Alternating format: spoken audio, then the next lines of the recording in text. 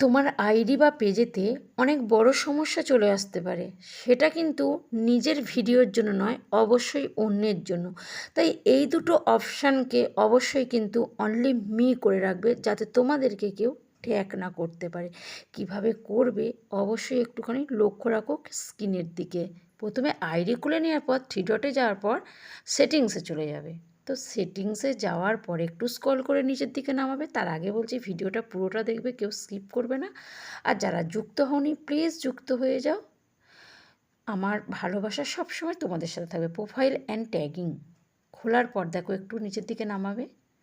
নামানোর পর দেখো who can see post your tag on your profile.